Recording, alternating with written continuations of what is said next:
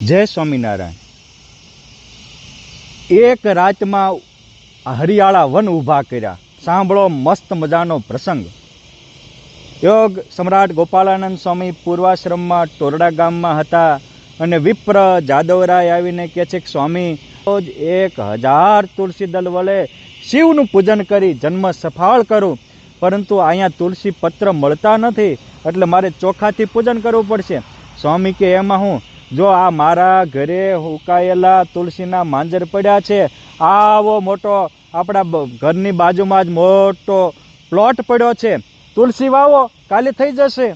અને આ તો ભગવાન ને સાધુ બાપ અશક્યનું શક્ય કરે। એ ખુશાલ ભટ્ટ ઉર્ફે ગોપાળાનંદ સ્વામીના વચનમાં વિશ્વાસ રાખી વિપ્રએ તુલસીના માંજર વાવ્યા, અને એક દિવસમાં તો મારા બાપ આવા ઝાડવા જેવા હરિયાળા માથા ઢક તુલસી થઈ ગયા। અને એક જાદવજી નહીં, પછી તો આ પ્રસંગ નજરે નિહાળીને ગામના 60 વિપ્રોએ ભગવાન ભોળાનાથની પૂજા કરવાનું નિયમ લીધું। તમે જુઓ, સંતો આ સૃષ્ટિના રક્ષણ પોષણ માટે વૈજ્ઞાનિક સિદ્ધાંતોને અપ થઈ અને આવી હરિયાળી ખીલવતા। બાપ ખીલવો નહીં તો કાંઈ નહીં, કોકની ખીલેલી હરિયાળી ટાળતા નહીં, તોય ભગવાન રાજી થશે। આગળની ઘટના સાંભળો। મુસલમાનોને જોઈને એમ થયું કે આ એક રાતમાં ક્યાંક એક નાનો વચ્ચે રસ્તો હતો, તે એને કીધું કે આ ખોદી નાખો। એટલે વિપ્રો કે ભલામણા આમ થાય તે મહિના 2 મહિના પછી શિવ પૂજન પૂરું થશે, આ પાછો થઈ જશે, પણ માન્યા નહીં।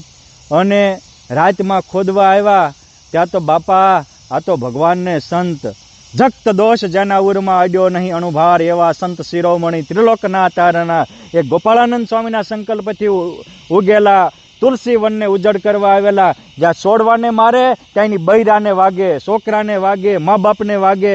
સવારમાં એને એમ થયું કે આપણે તુલસીનો બગીચો ઉજળ કરીને આવ્યા। ઘરે આવ્યા ત્યાં બૈરાઓ કે એ તમને કોને કાળો તો કર્યો, અમારા ઢાંટિયા ભાંગી નાખ્યા, અમારા માથા તોડી નાખ્યા, થયું હું? ત્યાં કે થયું હું ના દીકરા થાવ છો, આખી રાત આ માંડ જીવતા બચ્યા છીએ। પછી તો બીજે દિવસે સ્વામીની માફી માગી અને સ્વામીએ કરુણા કરી અને મુસલમાનોના દિલ પણ પલટાવ્યા, એને પણ ભારતીય સંસ્કૃતિને અનુરૂપ જીવન જીવતા કર્યા અને બ્રાહ્મણોનું પૂજન પણ કર્યું। આ છે ભગવાનને સંતની કૃપા।